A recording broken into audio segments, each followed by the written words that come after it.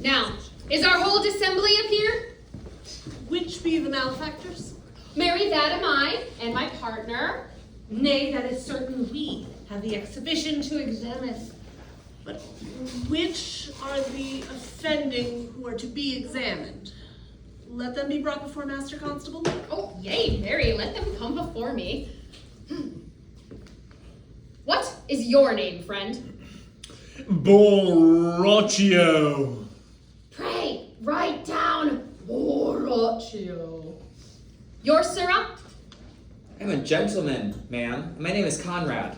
Oh, write down Master Gentleman Conrad. Masters, do you serve God? Yea, ma'am. We hope. Write down that they hope they serve God.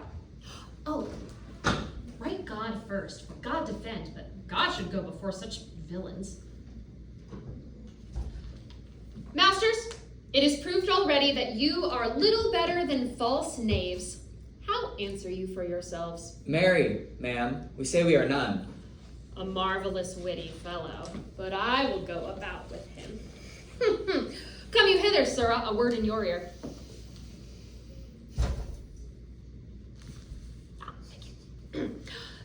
Sir, it is proved already that you are little better than false knaves. Ma'am, I say we are none. Well, stand aside.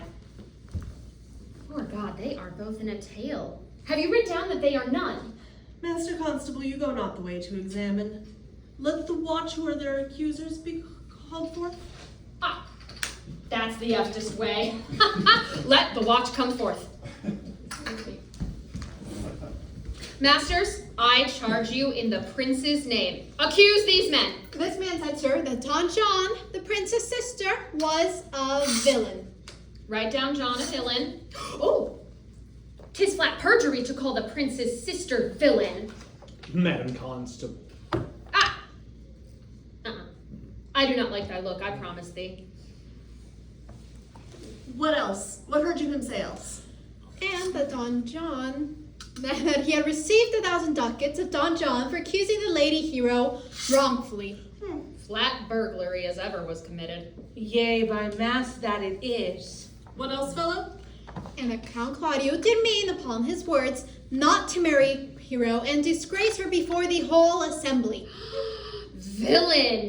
That will be condemned into everlasting redemption for this. What else? This is all. This is more, masters, than you can ignore. This very morning was Don John secretly stolen away. Hero was in this manner accused, in this very manner refused, and upon the grief of it suddenly died. Master Constable, let these men be bound and brought to Leonatus. I will go before and show her the results of their examination. Oh, come, let them be opinioned. Let them be in the hands. Off, coxcomb! God's my life, where's the sexton? Let him write down the prince's officer, coxcomb. Come, bind them. Thou naughty varlet. Away! You are an ass! You are an ass!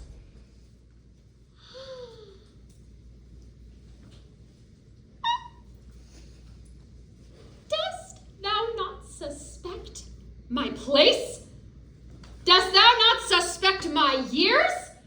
Ah, that he were here to write me down an ass, but masters, forget not, though it be not written down yet, that I am an ass. No, thou villain, thou art full of piety, as shall be proved upon you by good witness.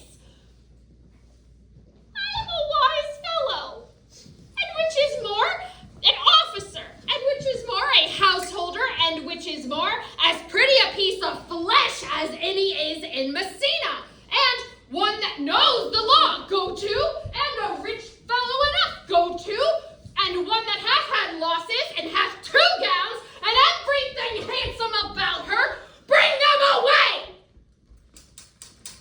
Oh, that I had been writ down an ass!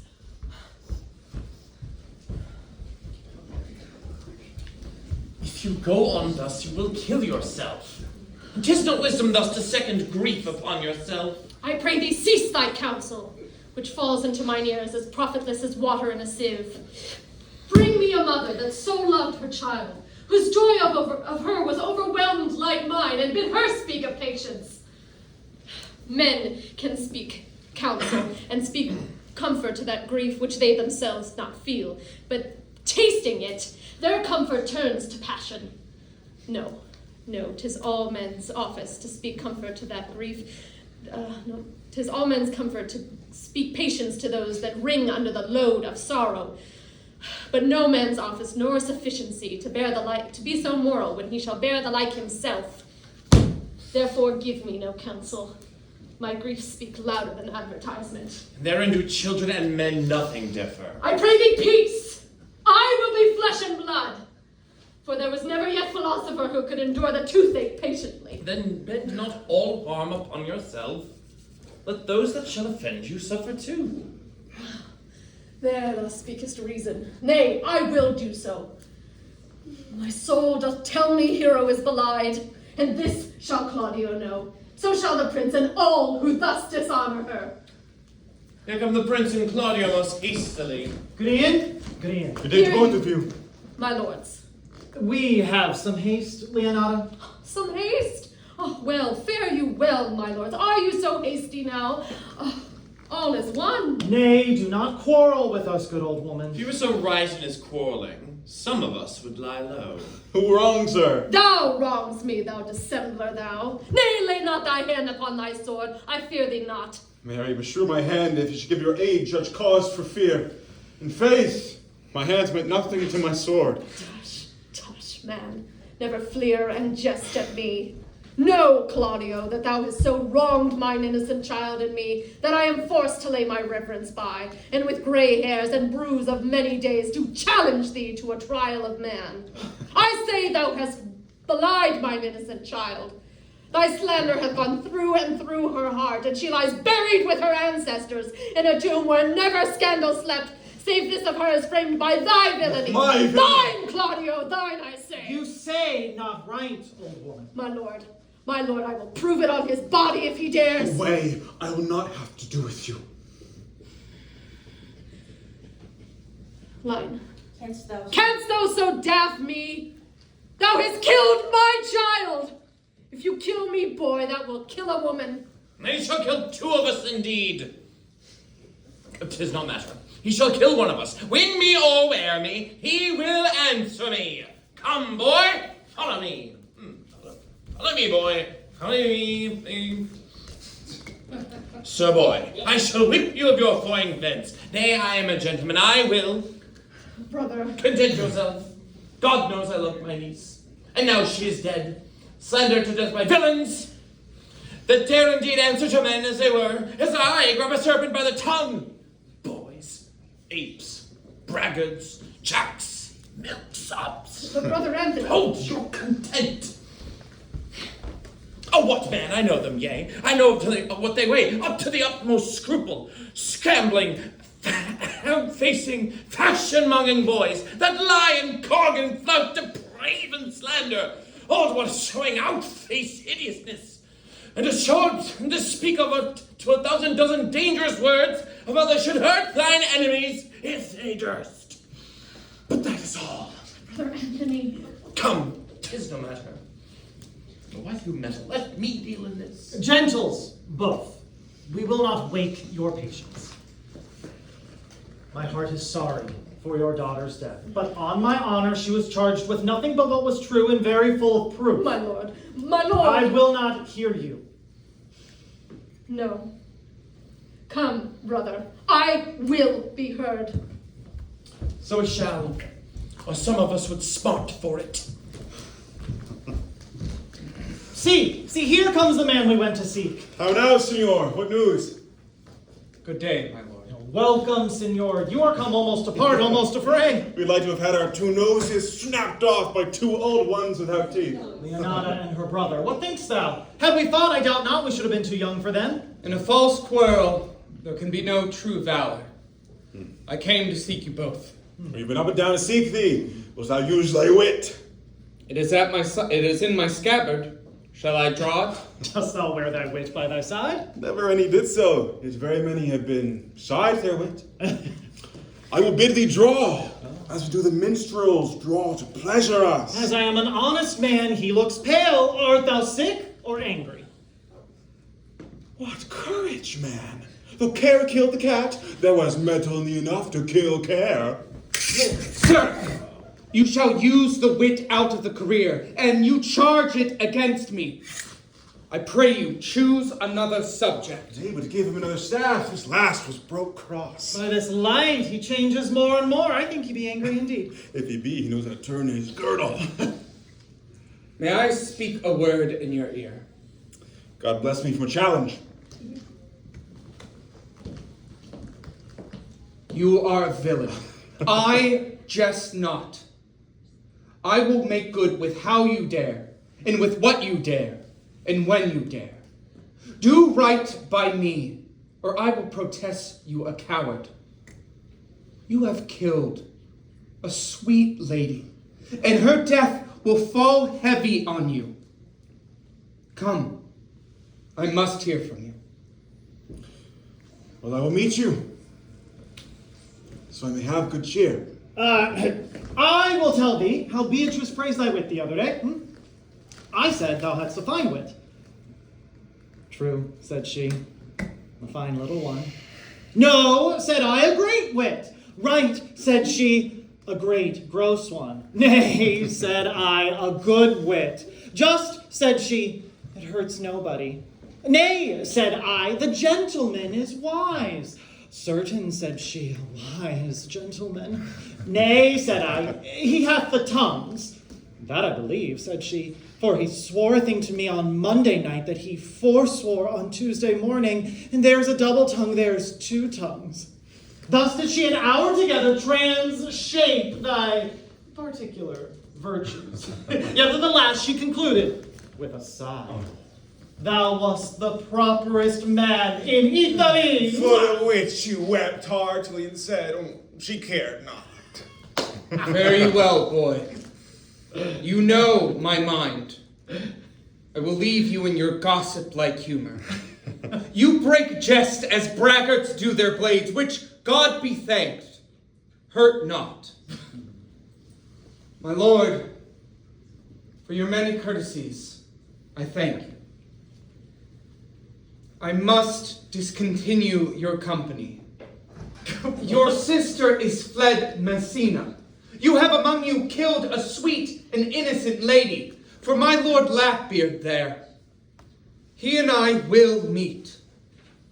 Until then, peace be with him.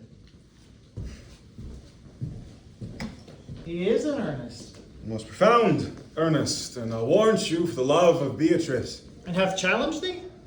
Most sincerely. Oh, what a pretty thing man is when he leaves off his wit. Well, then he's a giant to an ape, but then is an ape a doctor to such a man. But soft you, let me be.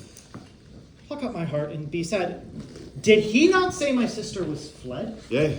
Come you, sir! If justice cannot tame you, she shall ne'er weigh more reasons in her balance. Nay, and you be a cursing hypocrite once, you must be looked to. Now, two of my sister's men bound Baraccio one. Hearken after their offense, my lord. Officers, what offense have these men done? Oh, marry, sir, they have committed false report. Moreover, they have spoken untruths. Secondarily, they are slanders. Sixth and lastly, they have belied a lady. Thirdly, they have verified unjust things. And to conclude, they are lying knaves. First, I ask thee what they have done. Thirdly, I ask thee what is their offense. Sixth and lastly, why they are committed. And to conclude, what you lay to their charge. Rightly reasoned, and in her division, and by my troth, only one meaning well suited. Who have you offended, masters, that you are thus bound to your answer? This learned constable is too cunning to be understood. What's your offense?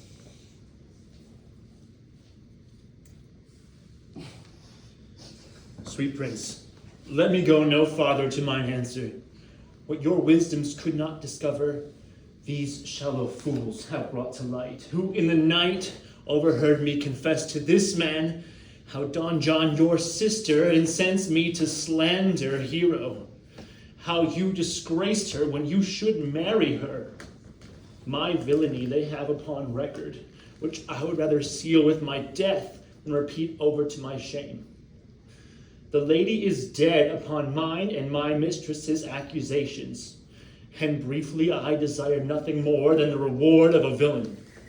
Runs not this speech like iron through your blood? I drunk poison while he's uttered it. But did my sister set thee on to this? Yea, and paid me richly for the practice of it. She is composed and framed of treachery, and fled she is upon this villainy. Sweet hero, thou image doth appear in the rare semblance I loved at first. Come, bring away the plaintiffs.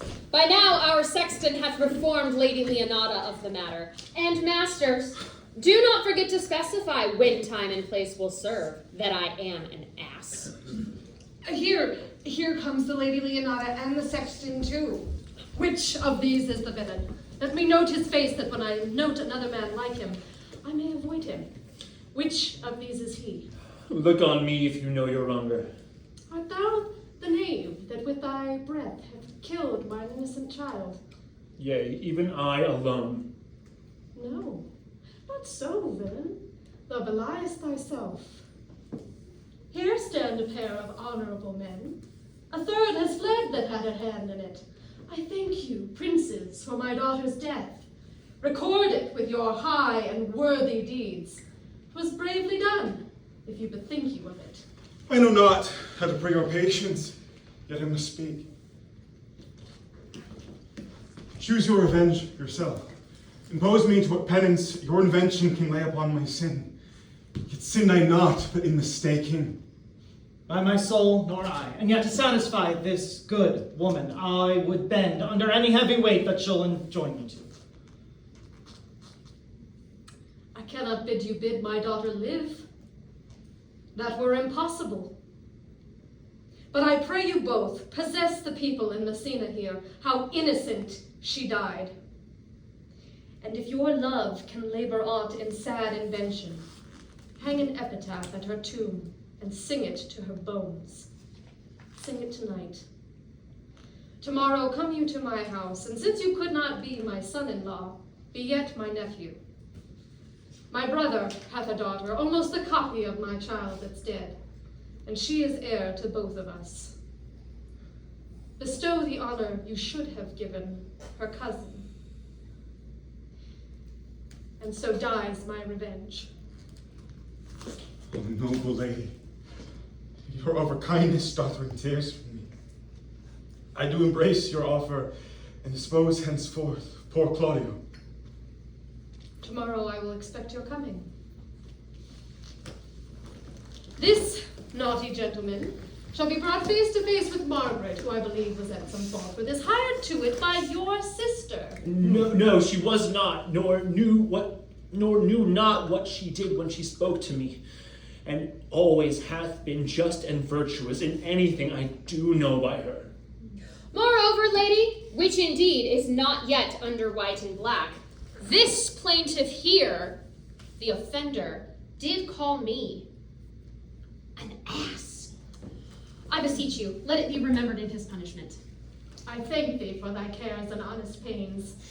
Your ladyship speaks like a most reverent and thankful youth. I thank God for you. Oh, it's over there. For their pains. Oh, God save the foundation. Go. I discharge thee of thy prisoners and bid you farewell. I leave an errant knave with your worship, which I beseech your worship to punish yourself for the example of others. God keep your worship. I wish your worship well. I humbly give you leave to depart, and if a merry meeting may be wished, God prohibit it. Come, neighbor.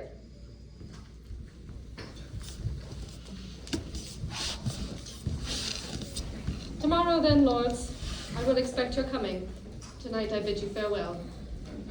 Farewell, my lords. We shall see you on the morrow. We will not fail. Tonight to mourn with hero. Come, bring you these fellows on. We will speak with Margaret how her acquaintance grew with this lewd fellow.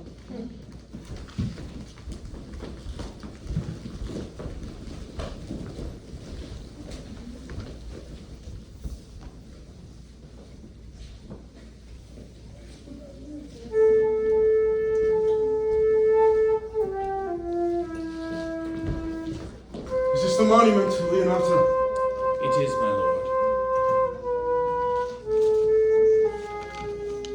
Done to death by slanderous tongues was the hero that here lies.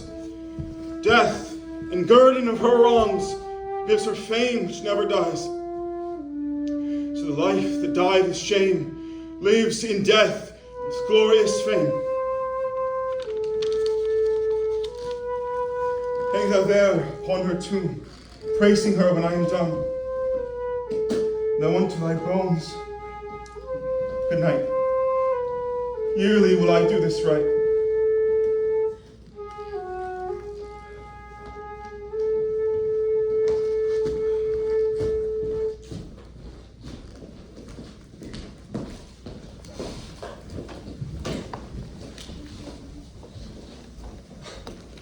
Pray thee, Mistress Margaret, deserve well at my hands by helping me to the speech of Beatrice. Will you then write me a sonnet in praise of my beauty? In so high a style, Margaret, that no man living shall come over it, for in comely truth thou deserve it. To have no man come over me, why shall I always keep below stairs? Your wit is as quick as the greyhound's mouth. It catches. And yours as blunt as the fencer's foils, which hit but hurt not. A manly wit, and therefore it will not hurt a woman. And so, call Beatrice. I'll give thee the bucklers. Give us the swords, we have bucklers of our own. If you do, you must put in the pikes with a vice, for they are dangerous weapons for maids. Well, I will call Beatrice to you, who I think have legs. And therefore will come.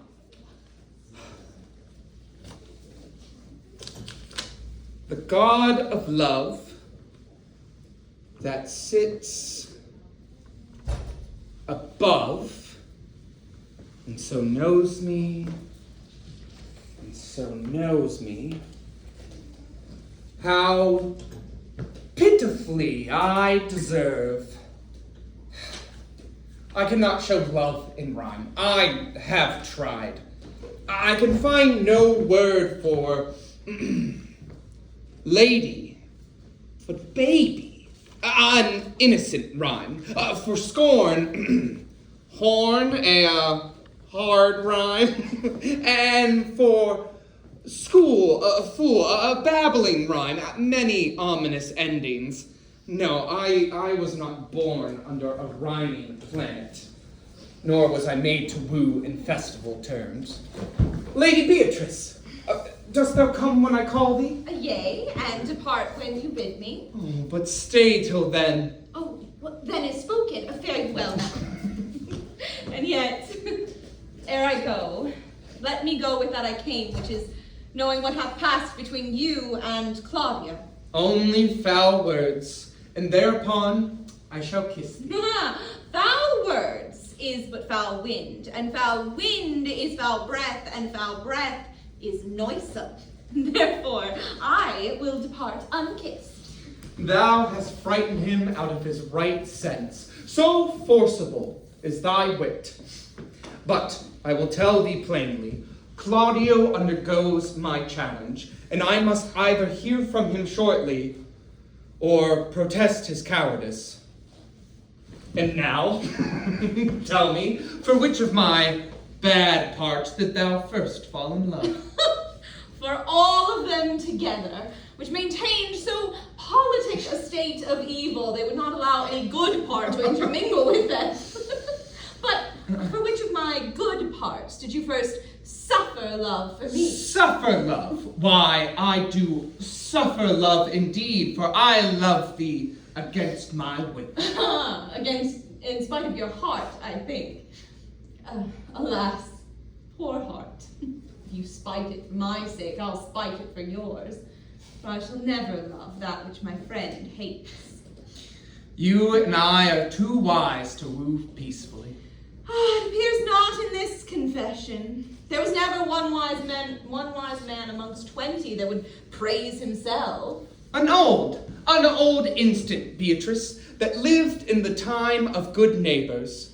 A man, had he not erected his tomb in his time, lives no longer in monument than he does in the bell rings or the widow weeps.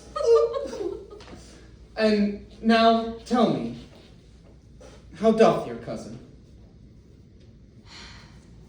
Very ill. And how do you? Very ill too. Serve God, love me, and mend. And thereupon I shall leave thee, for here comes one in haste. Madam, you must come to your aunt. Yonder's on toil at home. It is proven that my lady hero hath been falsely accused, the prince and Claudio mightily abused, and Don John, the author of all, who is fled and gone. Will you come presently? Will you go in to hear this news, Signor? I will live in thy heart, die in thy lap, and be buried in thine eyes. And moreover, I will go with thee to thy aunt's.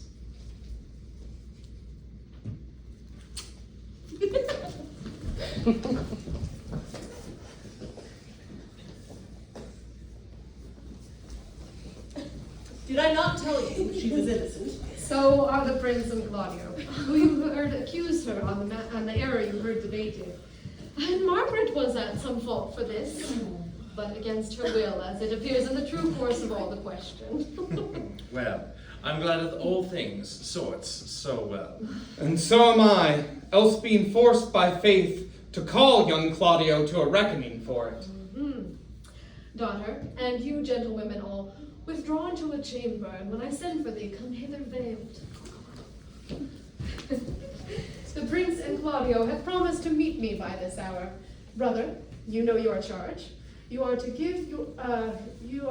play father to your sister's daughter, and give her to Count Claudio. Which I will do with confirmed countenance. Friar, I must entreat your pains, I think. To do what, Signor? To bind me, or undo me, one of them, Signora Leonata. Truth it is, your niece regards me with an eye of favor. Oh, that eye she had from my daughter, it is very true. And I do, with eye of love, requite her. Therefore you had from me, from Claudio, and the prince, but what is your will? Your answer, ma'am, is enigmatical. For my will is your good will.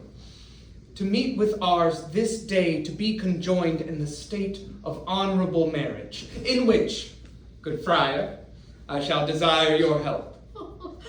My heart is to your liking. And my help. Here comes the Prince and Claudio. Good morrow to this fair assembly. Good morrow, Prince. Good morrow, Claudio. We here attend you. Are you yet determined to marry with my brother's daughter? I'll hold my mind. Call her forth, brother. We are ready. Good morrow, Benedict.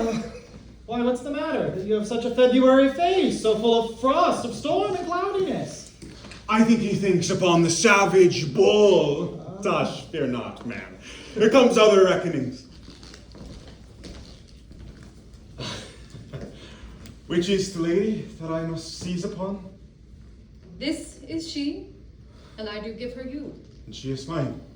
Sweet, let me see her face. No, not before you take her hand before this holy friar and swear to marry her. Give me your hand before this holy friar. I am your husband, if you like of me. When I lived, I was your other wife. When you loved, you were my other husband. Another hero.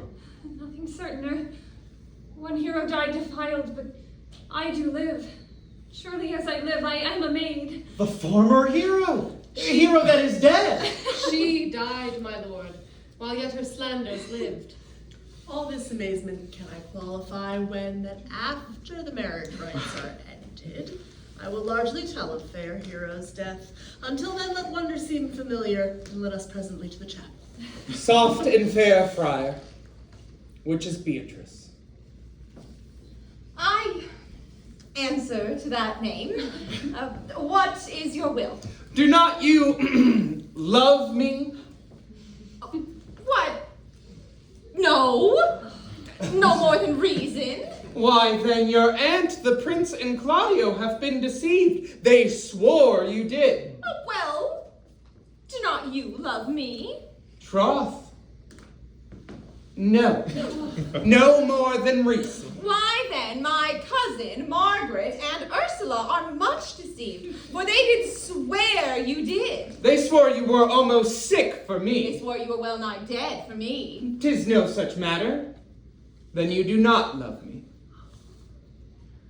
No, truly, but in friendly recompense. Come, cousin, I am sure you love the gentleman. And I'll be sworn upon it that he loves her. For here is a note written in his hand. All things sonnet of his own pure brain, fashions to Beatrice. Oh, and here's another, stolen from my cousin's pocket, containing her affections onto Benedict.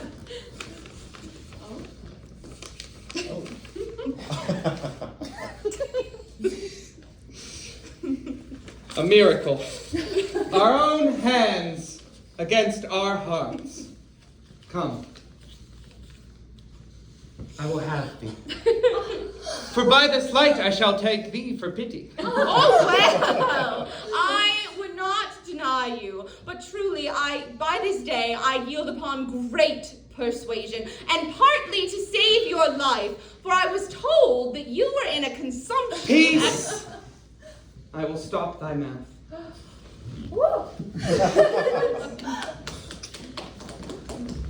How dost thou, Benedict? The married man. I tell thee what, Prince, a college of wit-crackers cannot flout me out of my humor. Dost thou think I care for an epigram or satire? No. In brief, since I do propose to marry, I will think nothing that the world has had to say against it, and therefore do not flout at me for what I have said against it. For man is a giddy thing, and this is my conclusion. For your part, Claudio, I would have thought to have beaten thee, but as we are like to be kinsmen, live unbruised. And love my cousin. I had well hoped thou would have denied, Beatrice, that I might have cudgeled thee out of thy single life and made thee a double dealer, which, out of question, thou wilt be if my cousin do not look exceeding merrily to thee. Come, we are friends. Let us have a dance ere we are married, to lighten our hearts and our wives' heels. There will be dancing afterwards. Oh, first of my word, come, play music. Prince, thou art sad. Get thee a wife! Get thee a wife!